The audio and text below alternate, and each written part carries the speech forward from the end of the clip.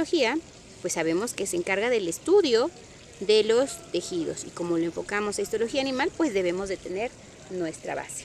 Nosotros debemos de conocer la técnica histológica. La técnica histológica van a ser la serie de pasos que nosotros vamos a llevar a cabo desde la obtención de la muestra hasta la presentación de una laminilla histológica, la cual podemos ver al microscopio.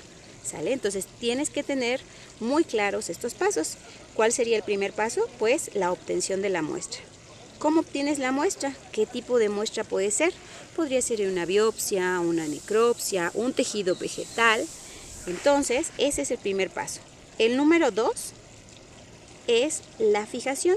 Yo necesito conservar mi órgano para obtener el tejido lo más semejante posible a como estaba en vida. Y para esta fijación yo puedo utilizar tanto métodos físicos como métodos químicos. Utilizamos en histología animal principalmente métodos químicos y pues nuestro fijador por elección es el formaldehído al 10%. Este fijador puede obstruir en toda la técnica, entonces nosotros debemos eliminar el fijador. ¿Sale? Y ya después de este punto nosotros podemos decidir si nos vamos a una técnica por congelación o una técnica por inclusión en parafina. ¿Sale? La técnica por congelación nos permite conservar lípidos, nos da cortes un poco más gruesos y no nos da cortes seriados, e inclusive podemos fijar directamente al frío, ¿vale? Pero con la técnica de inclusión en parafina es la que utilizamos para la mayor cantidad de laminillas en nuestro curso. Si nos vamos por la técnica de inclusión en parafina, después de la eliminación del fijador, nosotros debemos deshidratar. ¿Por qué deshidratamos? Porque pues la parafina no es miscible con el agua y es por eso que necesitamos deshidratar. Después de ello, ahora sí vamos a embeber en parafina. Podemos utilizar parafina o paraplast, ¿sale? Entonces aquí lo dejamos como parafina. Después de la parafina podemos realizar los cortes. En el número 8 viene la técnica de coloración, donde la principal que utilizamos es la técnica de hematoxilina eosina, que es una técnica topográfica que tiene un colorante básico que va a tener afinidad por los ácidos nucleicos de las células y un colorante ácido que tiene afinidad por el citoplasma. Después de eso, ya que hicimos la técnica de coloración, pues necesitamos montar. Nuestro medio de montaje puede ser acuoso o no acuoso. Si haces por inclusión en parafina, normalmente optamos por los no acuosos. Y puedes usar una resina sintética o entelán. Y ya que tienes el montaje, ahora sí podemos observar. ¿Sale? Ya tienes la base para observar los tejidos, para identificarlos. Y nosotros tenemos 4 tejidos fundamentales. Clasificaron con base en las características morfológicas, fisiológicas y de origen. Seguramente sabes cuáles son. Es el epitelial. Este tejido epitelial viene de epi, sobre, papilas o pezón. ¿Sí? Siempre debajo del tejido epitelial hay un tejido conjuntivo. Entonces, este es el primer tejido fundamental que nosotros clasificamos. Este tejido epitelial se divide en dos. Uno, que es el de revestimiento y protección, en el cual nosotros siempre anteponemos la palabra epitelio o tejido epitelial antes de nombrarlo. ¿Sí? Vemos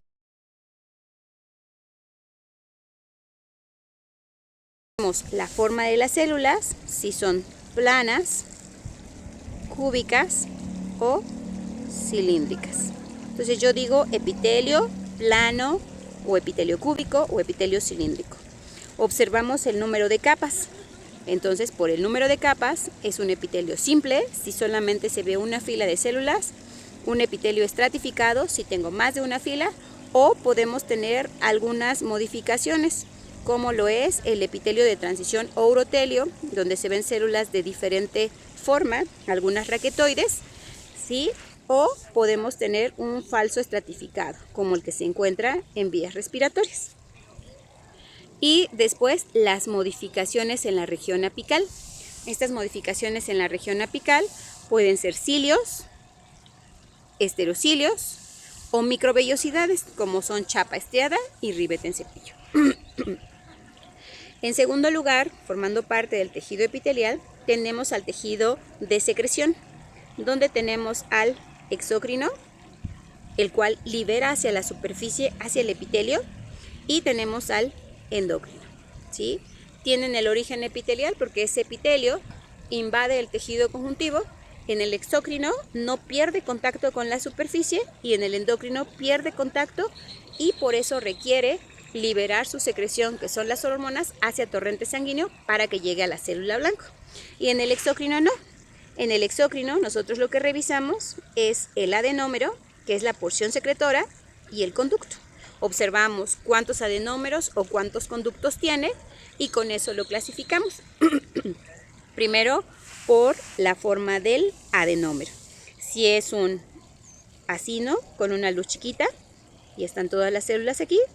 Si es un alveolo, que es una estructura esférica con una luz grande. Si es de forma tubular o si es de forma combinada como la túbulo-glomerular. Después de eso vemos cuántos adenómeros y cuántos conductos tiene, por eso decimos si es simple o compuesta. La naturaleza es la secreción. Aquí deberás recordar cuál es el organelo celular más desarrollado para que puedas clasificarlo, ¿vale? Y por último, el mecanismo de secreción, merócrino, apócrino u holócrino. En endocrino tenemos la organización en folículos, en cordones o en nidos. Y eso lo puedes ver tú en cada una de las glándulas. En el laboratorio de histología animal vimos hipófisis, tiroides, glándula suprarrenal y páncreas.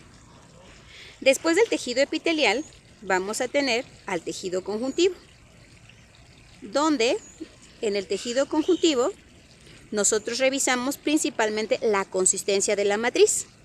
Decimos que los que tienen consistencia líquida son sangre y linfa.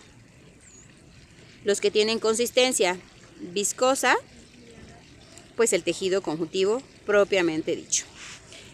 De consistencia semisólida tenemos al cartílago y de consistencia sólida tenemos al tejido óseo.